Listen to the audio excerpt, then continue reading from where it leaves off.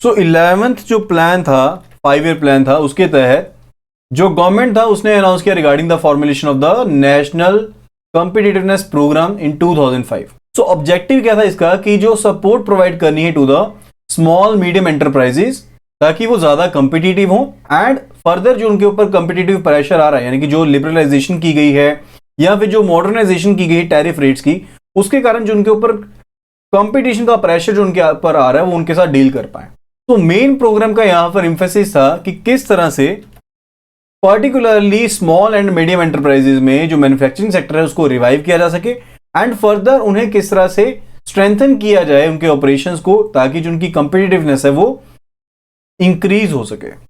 Next जो programme है that is micro and small enterprises cluster development programme, that is MSC CDP। So development commissioner MSME ने launch किया था MSC CDP, that is cluster development programme, यानी कि आपसी सहमति के बेस पर जो MSME हैं वो एक दूसरे से मिलकर क्या फॉर्म करें, MSC क्लस्टर फॉर्म करें। यहां पर मीडियम को बीच में नहीं लिया, सिर्फ और सिर्फ माइक्रो स्मॉल एंटरप्राइजेज की बात की गई है कि जो माइक्रो स्मॉल एंटरप्राइजेज हैं यहां पर वो आपसी सहमति के साथ, कोऑपरेशन के साथ वो क्लस्टर्स को फॉर्म करें, एक वैल्यू चेन बनाए, एक सप्लाई चेन मैनेजमेंट को क्रिएट करें। तो मेन मोटिव क्या था यहां पर कि जो प्रोडक्टिविटी है उसको इंक्रीज किया जा सके एंड साथ के साथ जो कॉम्पिटिटिवनेस है उसको इंक्रीज किया जा सके। एंड जब यूनिट्स जो है वो आपस में मिलकर क्लस्टर बनाएंगे तो बहुत सी जो फैसिलिटीज है वो लेनी इनके लिए आसान हो जाएंगी। लाइकवाइज जैसे बैंक क्रेडिट लेना है या क्रेडिट एजेंसीज के लिए उनको एक्सेस करना आसान हो जाएगा। फर्दर क्योंकि अब इनकी प्रोडक्टिविटी ज्यादा है तो ये मार्केट में सर्वाइव भी कर पाएंगी। तो कुछ एक यहाँ पर पैरामीटर्स है जैसे कि जिनकी तरफ ध्यान दिया जाना था रिगार्डिंग कि क्लस्टर्स को फॉर्म करेंगे तो उससे क्या होगी, कॉस्ट रिडक्शन होगी एंड फर्दर जो अवेलेबिलिटी ऑफ सर्विसेज है वो इंप्रूव होगी। उसके थ्रू ये जो क्लस्टर्स हैं ये ग्रो कर पाएंगे एंड अल्टीमेटली जो MSCs हैं जिनके थ्रू ये क्लस्टर्स बने हैं वो भी यहां पर ग्रो कर पाएंगे। नेक्स्ट जो यहां पर प्रोग्राम यहां पर DC MSME के अंदर चलाया गया that was a credit linked capital subsidy scheme for technology upgradation. इस स्कीम को लॉन्च किया गया था अक्टूबर 2000 में, फर्दर इसको 29/9/2005 में रिवाइज किया गया था। सो मेन एम क्या था कि जो टेक्नोलॉजी अपग्रेडेशन है वो प्रोवाइड करनी है माइक्रो स्मॉल एंटरप्राइजेस को, जिसके तहत 15% की कैपिटल सब्सिडी प्रोवाइड की जानी थी। 2005 से पहले ये जो सब्सिडी थी, जैसे मैंने आपको बताया, स्कीम आई थी 2000 में, अक्टूबर 2000 में, ठीक है। तो पहले जो कैपिटल सब्सिडी होती थी वो 12% की होती थी, लेकिन रिवीजन के साथ ही कैपिटल सब्सिडी यानी कि जो मशीनरी है, प्लांट है, उसको लगाने के लिए, सेटअप के लिए आपको 15% की जो सब्सिडी है वो कहां से मिलेगी, यहां पर इस स्कीम के अंडर से मिलेगी। यानी जो भी इंस्टीट्यूशनल फाइनेंस लिया जाएगा, जैसे कोई MSE है that is micro small enterprise है, अगर वो किसी बैंक से लोन लेता है, जैसे MSE है यहां पर, तो MSE जब यहां पर किसी बैंक से लोन लेता है तो जितनी इसकी लागत आई यहां पर कैपिटल इंफ्रास्ट्रक्चर को क्रिएट करने में, अपग्रेड करने में, लाइकवाइज मान लीजिए इसकी जो वैल्यू लगी ये 30 लाख रुपीज लगी, तो 30 लाख में से 15% की इसको यहां पर कैपिटल सब्सिडी जो है वो मिल जाएगी। एंड यहां पर जो कैपिटल सब्सिडी मिलनी थी MSCs को that was to be calculated with reference to the purchase price, यानी कि प्लांट एंड मशीनरी का जो परचेज प्राइस था उसके हिसाब से मिलनी थी। एंड फर्दर जो मैक्सिमम लिमिट था एलिजिबल लोन के अंडर जिसके ऊपर हम कैपिटल सब्सिडी को कैलकुलेट करते थे, उसकी लिमिट पहले 40 लाख की थी, जिसको यहां पर इंक्रीज कर दिया गया था 100 लाख पर। ठीक है, तो स्कीम ये पहले चल रही थी, कैपिटल सब्सिडी स्कीम पहले चल रही थी, credit linked capital subsidy scheme, लेकिन इसमें रिविजन्स की गई थी। एक तो यहां पर सब्सिडी परसेंटेज के ऊपर रिवीजन की गई थी, फर्दर जो रिवाइज्ड स्कीम था जिसके ऊपर सब्सिडी लोन के ऊपर अवेलेबल थी उसकी कैलकुलेशन के बेस पर भी यहां पर 40 लाख से उसे 100 लाख कर दिया गया था। नेक्स्ट जो यहां पर स्कीम को इंप्लीमेंट किया गया that was the credit guarantee scheme, यानी कि कोलेटरल फ्री लोन्स देने के लिए up to limit of ₹1 crore 100 lakh rupees to the individual MSCs, इस स्कीम को लेकर आया गया। तो पहले बैंक क्रेडिट को लेकर बहुत सी दिक्कत रहती थी, खास करके माइक्रो स्मॉल एंटरप्राइजेस को, क्योंकि बैंक्स को सिक्योरिटी नहीं होती थी, क्योंकि इस तरह के जो यूनिट से वहां पर डिफॉल्ट होने के चांसेस भी काफी रहते थे, क्योंकि ये यूनिट नए होते थे। टेक्निकल असिस्टेंस चाहे हैंड होल्डिंग की जाती थी गवर्नमेंट की तरफ से, फिर भी इतनी टेक्निकल असिस्टेंस नहीं होती थी। ठीक है, उसके कारण से यूनिट फेल होने के डर से जो यहां पर क्रेडिट था प्रॉपर यहां पर नहीं दिया जा रहा था, चाहे इन्हें प्रायोरिटी सेक्टर में शामिल किया गया था। एंड फर्दर अगर दिया भी जाता था तो वहां पर कोलेटरल का इशू रहता था। तो यहां पर गवर्नमेंट ने स्कीम यहां पर एक निकाली जिसको इंप्लीमेंट किया गया through the DC MSME, that was a credit guarantee scheme. तो क्रेडिट गारंटी स्कीम के तहत क्या हुआ कि जो माइक्रो स्मॉल एंटरप्राइजेस थे, इनके लिए इस स्कीम को लॉन्च किया गया अगस्त 2000 में, जहां पर इनको कोलेटरल फ्री क्रेडिट देने के लिए क्रेडिट गारंटी की जो प्रोसीजर था उसे सामने रखा गया। यानी कि जो एग्जिस्टिंग एंटरप्राइजेस थे एंड जो नए एंटरप्राइजेस थे, दोनों ही इस स्कीम में कवर होने के लिए क्या थे, एलिजिबल थे। तो मिनिस्ट्री ऑफ एमएसएमई ने एंड सिडबी ने इकट्ठे मिलकर एक ट्रस्ट को बनाया जिसको नेम दिया गया CGTMSE, that is credit guarantee fund trust for micro small enterprises. Micro small enterprises के लिए क्रेडिट गारंटी ट्रस्ट फंड को यहां पर क्रिएट किया गया। एंड जो गारंटी कवरेज रहती है इस स्कीम के अंडर, डेट वाज 75%, यानी कि जितना लोन अमाउंट दिया जाएगा उसका 75% जो पार्ट होगा वो CGTMSE के अंडर क्या होगा, गारंटीड होगा अप टू रुपीज 100 लाख तक के लोन के लिए। ठीक है। एंड कई कैटेगरीज में, स्पेसिफिक कैटेगरीज में ये जो लिमिट है वो 80% भी है। कहने का मतलब है कि अगर 10 लाख का लोन दिया गया है तो 10 लाख में से 75% यानी कि 7.5 लाख की यहां पर गारंटी रहेगी CGTMSE की तरफ से। तो यहां पर एक बहुत मिनिमल अमाउंट जो है यहां पर as a premium fee pay करना होगा to the CGTMSE। Okay. And जो भी क्रेडिट फैसिलिटीज थी अप टू रुपीज 100 लाख वो यहां पर इस स्कीम के अंडर क्या थी, एलिजिबल थी। तो मेन यहां पर मोटिव क्या था कि MSEs को यानी कि माइक्रो स्मॉल एंटरप्राइजेस को बिना किसी कोलेटरल के यहां पर जो क्रेडिट फैसिलिटीज है वो मिल जाए। इसके लिए इस स्कीम को शुरू किया गया था। नेक्स्ट इट वाज ISO 9000 और ISO 14001 सर्टिफिकेशन रीइंबर्समेंट स्कीम। तो ये एक इंसेंटिव स्कीम थी जिसको इंट्रोड्यूस किया गया था गवर्नमेंट ऑफ इंडिया की तरफ से, ताकि जो कॉम्पिटिटिव स्ट्रेंथ है MSME सेक्टर में उसे टेक्नोलॉजी अपग्रेडेशन के साथ, क्वालिटी इंप्रूवमेंट के साथ एंड एनवायरमेंट मैनेजमेंट के साथ उसे इंप्रूव किया जा सके। तो इसके तहत क्या था कि ये बेसिकली क्या है, डिफरेंट स्टैंडर्ड है। ये डिफरेंट स्टैंडर्ड है, यानी कि इन स्टैंडर्ड्स को पाने के लिए आपको कुछ एक जो पैरामीटर्स है उनको मेंटेन करना होता है। ठीक है। तो इस स्कीम के तहत क्या कहा गया कि जो भी आपके एक्सपेंसेस लगेंगे रिगार्डिंग कि आप जब क्वालिटी मैनेजमेंट सिस्टम को इंप्लीमेंट करते हो, ठीक है, यानी कि ISO 9000 को इंप्लीमेंट करते हो तो उसकी सर्टिफिकेशन के लिए, फर्दर एनवायरमेंट मैनेजमेंट के लिए यानी कि ISO 14001 के लिए, या फिर HACCP सर्टिफिकेशन चाहिए, तो उसके लिए जितना भी आपका खर्चा होगा उसका 75% या फिर मैक्सिमम 75,000 तक का जो भी अमाउंट होगा, जो भी इनमें से अमाउंट लोअर होगा, वो यहां पर गवर्नमेंट की तरफ से रीइंबर्स किया जाएगा। तो जो परमानेंट रजिस्टर्ड SSI थे, स्मॉल स्केल इंडस्ट्री यूनिट थे, एंसिलरी यूनिट्स थे, टाइनी या फिर स्मॉल सर्विस बिजनेस एंटरप्राइजेस थी, वो इस फैसिलिटी को अवेल करने के लिए एलिजिबल हैं। ओके। तो इन स्टैंडर्ड्स को मेंटेन करने के लिए रिइंबर्समेंट प्रोग्राम था जिसको गवर्नमेंट ऑफ इंडिया की तरफ से इंट्रोड्यूस किया गया था। Next is MSME MDA, that is marketing development assistance. ठीक है। तो इस स्कीम के तहत क्या कहा गया कि जब भी आप कोई इंटरनेशनल ट्रेड फेयर्स को, ट्रेड डेलीगेशंस को विजिट करना चाहते हैं, वहां पर पार्टिसिपेट करना चाहते हैं, तो वहां पर आने जाने का जो भी खर्चा होगा उसमें 75% जो होगा उसे फंड किया जाएगा, डेट विल बी फंडेड। ठीक है। यानी कि बाहर अगर आप ओवरसीज जो फेयर हो रहा है, यानी कि कोई MSME को लेकर, MSME एंटरप्रेन्योर्स को लेकर कोई फेयर है, यानी कि कोई ट्रेड डेलीगेशन है, तो वहां पर अगर पार्टिसिपेट करना चाहता है MSME, तो वहां पर जो एंटरप्रेन्योर्स होंगे उनका 75% जो खर्चा होगा आने जाने का उसे यहां पर फंड किया जाएगा। एंड साथ ही साथ यहां पर यह भी कहा गया कि जो भी आप पब्लिकली मटेरियल प्रोड्यूस कर रहे हैं उसकी भी कॉस्ट का 25% जो अमाउंट है उसे फंड किया जाएगा अंडर दिस असिस्टेंस। एंड इसी तरह से अगर कोई एंटी डंपिंग केसेस के खिलाफ आपने कंटेस्ट करना है तो वहां पर 50% of the cost, maximum up to rupees 1 lakh तक का जो अमाउंट है वो इंडिविजुअल MSMEs को, एसोसिएशंस को यहां पर असिस्ट किया जा सकता है।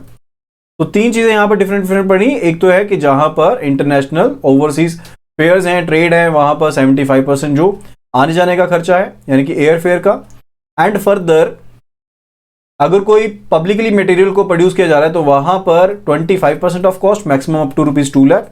इसी तरह से अगर कोई एंटी डंपिंग केस के खिलाफ आप लड़ रहे हैं तो वहां पर इंडिविजुअल MSMEs को एंड एसोसिएशंस को 50% of the expenses, maximum up to rupees 1 lakh rupees तक यहां पर असिस्ट किया जा सकता है। First it is regarding the participation in the international exhibitions and fairs. तो ये स्कीम सिर्फ उन MSME यूनिट्स के लिए अवेलेबल होगी जिनके पास एक परमानेंट रजिस्ट्रेशन है with the directorate of industries and DICs। So DICs के पास या फिर DI के पास जिनका एक वैलिड परमानेंट रजिस्ट्रेशन है वो MSME यूनिट्स यहां पर एलिजिबल रहेंगे। Next that is regarding financial assistance जो कि दी जाती है for using the global standards in bar coding, यानी कि बार कोडिंग के अंडर ग्लोबल स्टैंडर्ड्स को इस्तेमाल करने के लिए यहां पर फाइनेंशियल असिस्टेंस प्रोवाइड की जाती है। That is also under the MSME MDA। तो इस स्कीम के तहत क्या किया गया कि जो भी वन टाइम रजिस्ट्रेशन फीस रहेगी उसका 75% यहां पर रीइंबर्स किया जाएगा एंड फर्दर पहले 3 साल के लिए जो भी एनुअल रिकरिंग फीस रहेगी उसका 75% जो है वो MSME यूनिट्स को रीइंबर्स किया जाएगा, which is to be paid by the MSME units to the GS1 India जो कि सॉल्यूशन प्रोवाइडर है। एंड अब ये जो रीइंबर्समेंट है now it is done by the MSME DI, that is micro small enterprises development institute. Next it is purchase and price preference policy. इस scheme को यहां पर पॉलिसी को एडमिनिस्टर किया जाता है through the single point registration scheme of the NSIC। सो इस scheme के तहत क्या है कि 358 आइटम्स हैं जिनको रिजर्व किया गया है, जिनको एक्सक्लूसिवली परचेज किया जाएगा MSME से, यानी कि जो सेंट्रल गवर्नमेंट है वो 358 आइटम्स जिनको यहां पर 358 आइटम्स या फिर ये आइटम्स जैसे भी चेंज होती रहती हैं, तो जितने भी नंबर ऑफ आइटम्स यहां पर रहेंगी वो यहां पर सेंट्रल गवर्नमेंट के द्वारा परचेज की जाएंगी एक्सक्लूसिवली फ्रॉम द MSME। और यहां पर जो फैसिलिटीज है that are tender documents free of cost and further exemption from the earnest money, security deposit से एग्जाम्पशन है। फर्दर इंडिविजुअल MSME के केस में 15% जो है वो प्राइस प्रेफरेंस दी जाएगी इन सेंट्रल गवर्नमेंट परचेजेस। ठीक है, तो इंडिविजुअल MSME के केस में प्राइस प्रेफरेंस को लेते हुए 15% यहां पर प्राइस प्रेफरेंस दी जाएगी सेंट्रल गवर्नमेंट परचेजेस के केस में। प्राइस प्रेफरेंस का मतलब इस तरह से समझिए कि अगर 100 रुपीज की चीज है, ठीक है, जो औरों से अवेलेबल है, लेकिन MSME से अगर वो चीज 115 तक भी अवेलेबल है तो प्रेफरेंस इसे दी जाएगी। Next it is mini tool rooms.